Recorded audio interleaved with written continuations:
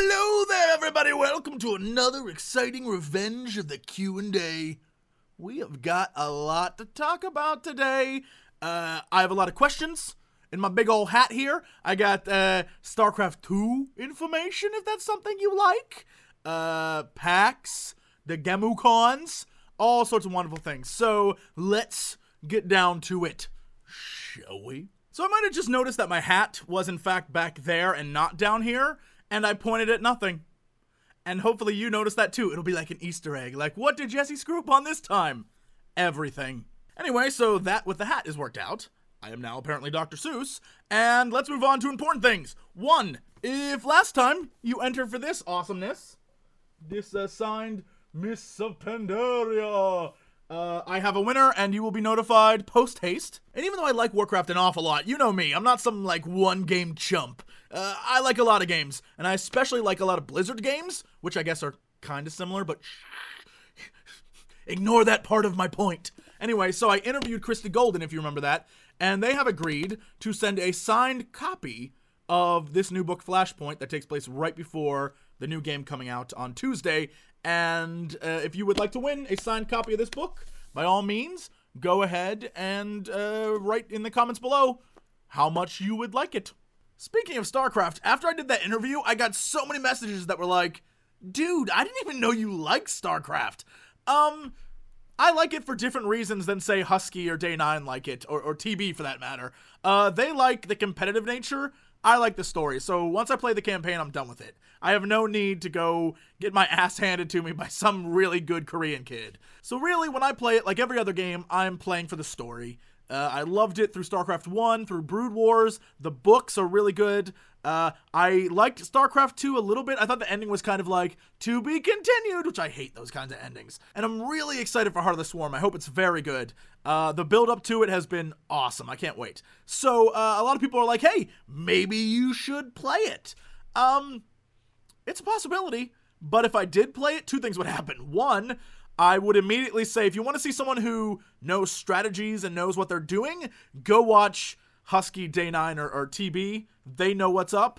If you want to see someone just have fun and not be the best, like always, I would probably watch me. When it comes to releasing it, I'd probably do it over the span of 3 days. Like, just drop all of it, put every other series on pause, and just throw it all at you, because I don't want to string that out just because it would interfere with other videos, and I'd rather not do that. And even with all of that said, I know there's still going to be a few of you out there who are like, dude, you didn't even play the first one. Funny story, this is how newish this channel is. I started this channel the same month the first one came out, and only because I was in the WoW beta. I didn't intend on this becoming like a super big channel, so I didn't record that because I only cared about WoW beta at the time. I played it, I loved it, but I know, like, I want to share me sucking with the world. Now you guys are used to it, so get over it. But, yeah, this channel was created the same month that game came out. And if you go back and look through the timeline of videos, I guess I could have played it, but I chose to play it in privacy. I mean, that's how newish relative this channel is. So, if I decide to play it, it'll be a first for me, but only on this channel. Next on our list of things to talk about here is PAX East. Turns out a lot of you have questions like, are you going to PAX East? What are you going to do there? Can I come talk to you? 1, yes, I am going. 2, I will be walking around just playing games like everyone else. I will be at 2 panels. The TGS podcast panel is 4:30, maybe 5 o'clock on Saturday. Look it up if you're there. It's on Saturday afternoon. And then Sunday, I'm on the Navigator panel for the awards. And I'm going to basically dispense my gaming wisdom and let people know what I think. It's myself, the editor-in-chief of The Escapist. There's a bunch of people there. It's going to be really cool. And so if you want to come see that, by all means do so. It's Sunday, and I think that's 4:30 or 5 as well.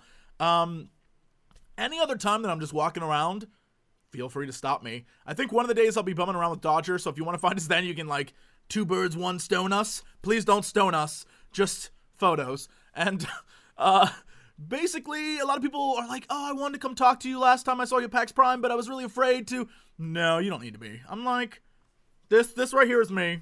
Just come say hi, and I'll be like, oh my god, let's take pictures! And that'll literally be it. And then you'll be like, I need to go. And then I'll be alone.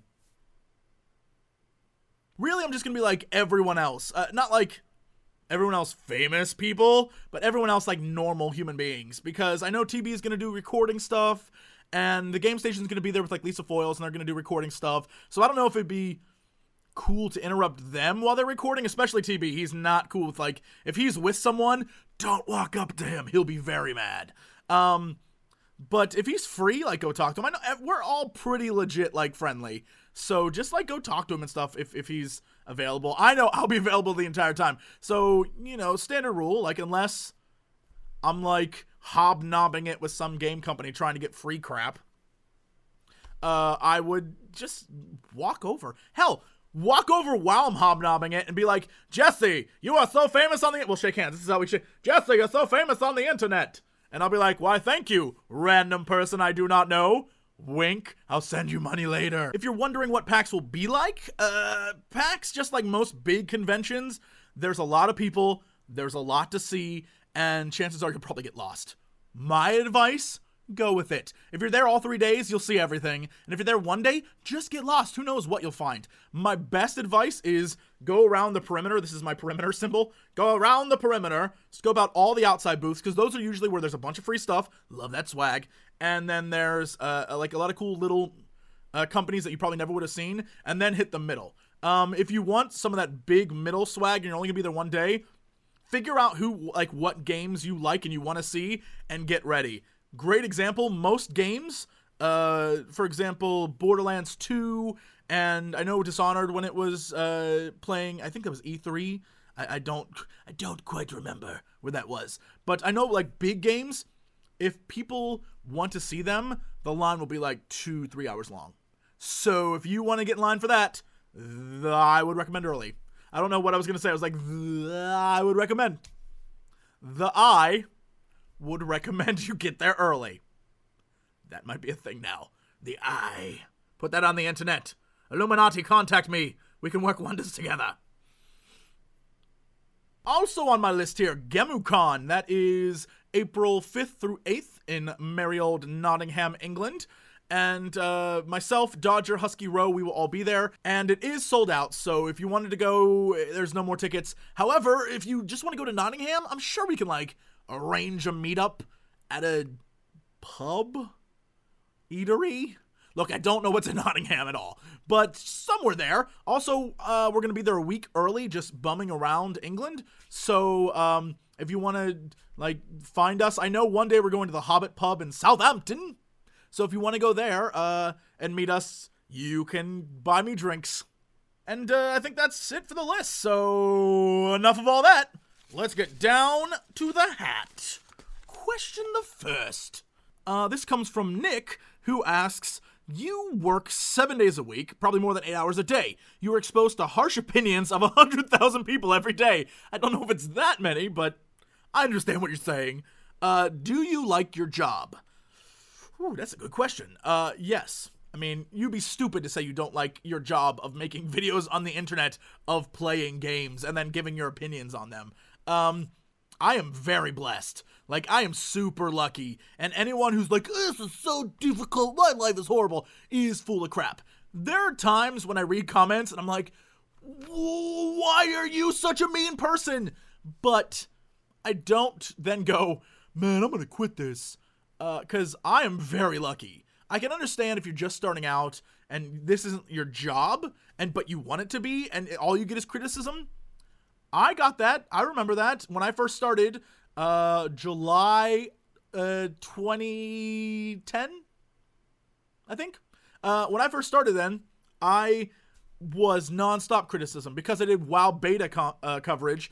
Everyone was like, way to go, TB wannabe. I'm like, he's my friend though, why are you yelling at me? And it sucked, but I kept doing it because I enjoyed it. And I didn't care what people said. I did it because I wanted to do it. And hatters are gonna hat, right? So I decided that I would just keep going with it. And then eventually TB was like, hey dude, there's this cool thing called the Game Station. I don't know if you think you would be interested. And I was like, buddy, I'm in. And ever since then, this is literally what I've been doing with my life. It's amazing, and I am very thankful. Do I get angry sometimes? Yes, like I said. Sometimes there's comments that just, maybe I had a bad day and they rub me the wrong way. What makes it even worse is someone who goes like, dude, you're just feeding the trolls. Like, I don't, at that point, when I've responded, at that point I just don't care. It's like, you know what? Sometimes I need to yell at people. People who are assholes sometimes need to be yelled at. That's life. But most of the time I just ignore them. You'll notice there are a lot more people who I don't respond to than those few who I do. And mostly it's because I don't know these kids. I saw an amazing thing posted on Skype. The RPG makers have like a little special chat. And today one of them posted a link of this Facebook post. And it's this girl showing like her butt or something. And the comment is like, yeah, I want to get all up in that. And the picture is like an 8-year-old boy. And that's how I imagine a lot of like the really angry people. It's just like, I think I'm much more tougher than I actually am because I am very young and I'm going to type something mean about you. And you know what? I'm not going to yell at an 8-year-old. I'm way too damn old for that. So there's sometimes when I get mad because I've had like a rough day. Most of the time I just don't care.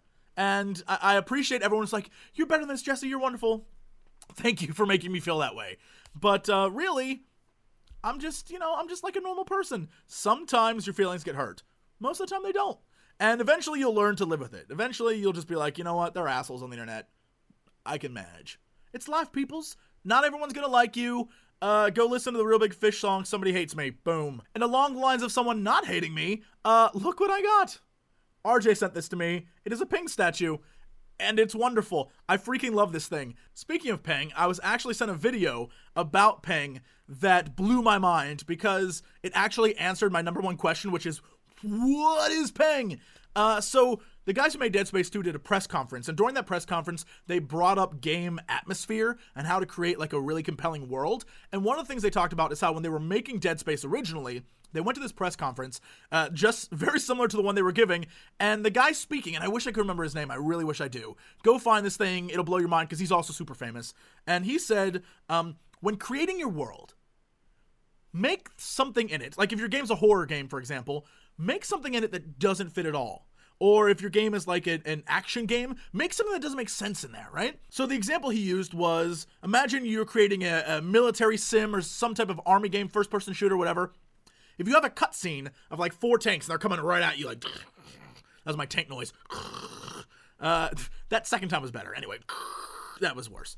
What you should do is as those tanks are coming towards you, have one just go off in a different direction, and people will be like, where'd that tank go? What's that tank doing? And the entire level, they'll assume that that tank will eventually come back to get them, even though it won't. Just don't make it ever show up again. Just have that tank go off and have its own story. But people will become so obsessed over that they'll always think about it for that level. Like, can I find that tank? Is it a secret tank? Is it bonus points? How do I get that tank?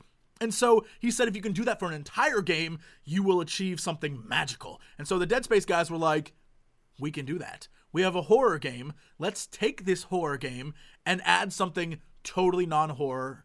I keep saying, it sounds like I'm saying horror. So let's take this horror game and add something in it that doesn't fit. And they added Peng. There is no story. There is nothing behind it. They just said, attractive woman with a weird phrase on posters everywhere. That's it. And people will be like, what is that? And they'll wonder about it. But if anything, it immerses them more in the world because they feel like there's something else going on besides what's on this ship. And it was genius because that's the thing I'm obsessed with. And I know a lot of other people are too. And I was like, that explains a lot to me. It's not an answer of who she is, but it's an answer of why she's in there. Anyway, I thought that was interesting, but I'm sure to you that was just a very long tangent. Let's move on to question the second. This question is from Trevpocalypse. What type of MMORPG class, aka warrior, mage, hunter, etc., do you usually play as, and what is your type of playstyle for those games? Usually, I end up playing a healer. I can't claim to be the best healer, but I like to think the best thing I can do is heal because I have issues with other people keeping me alive. I don't trust anyone else. I honestly don't trust people keeping me alive. They usually don't. Most healers are quite bad. I like to think I'm good. I can keep people alive. I might not get like the highest numbers, but you aren't gonna die. When it comes to like Guild Wars, for example, since everyone can heal, I have an engineer, which I thought would be fun because he like is kind of like a shaman in WoW, which is what I played since the start of WoW. I literally never played anything else. And I also played a Guardian. I'm playing a Guardian now, just leveling it up. I like the Guardian way more than the Engineer. The Engineer is awful. Just awful. Most games, however, I'm playing a healer. Although I think in Elder Scrolls Online, I'm going to go a mage. I've never done a mage before, but I feel like that will be wonderful. It's a new class for a new game. I figure I'll try it, see what happens. Though knowing my luck, usually when I pick classes, they're the most underpowered of all the classes. I'm hoping a mage will actually be something awesome. Also, I like the idea that you can wear whatever you want and use whatever weapons you want, because I've always loved the idea of a battle mage, and no games ever do that correctly. Very few. Okay, there's a few, but they don't do it right. And I just want to have just to be a badass battle mage is what I want. I want to have a sword and magic. And finally, question the third. This comes from Quizvinstable? QV Quiz 10 Able. Vinstonable. Look, that's your name now. What do you call YouTube people in real life? Do you call Crendor Eric or Dodger Brooke, or do you stick with their pseudonyms? That might be the single hardest part of my life. I do not like pseudonyms, specifically for that reason. In private, if it's just Crendor and I'll of course call him Eric. But if we're out in public, I don't know what to call people sometimes. And other times I'll let their real name slip, and I'm like, did they want me to say that? There are other people around. Should I not have? That's why I stick with Jesse. It's super easier. When you use your real name and you don't make up a pseudonym, everything works wonderful for you. Yeah, sometimes I'll just say Crendor, and I feel really awkward. I'm like, oh, I probably should call him Eric, because now he thinks that I don't know his real name. And yeah, it's awful. If I were you going to meet them for the first time, I would use the pseudonym. It's just easier. Anyway, guys, that's it. Thank you for watching, and we will be back with another Revenge of the Q&A shortly. And as always, to be continued.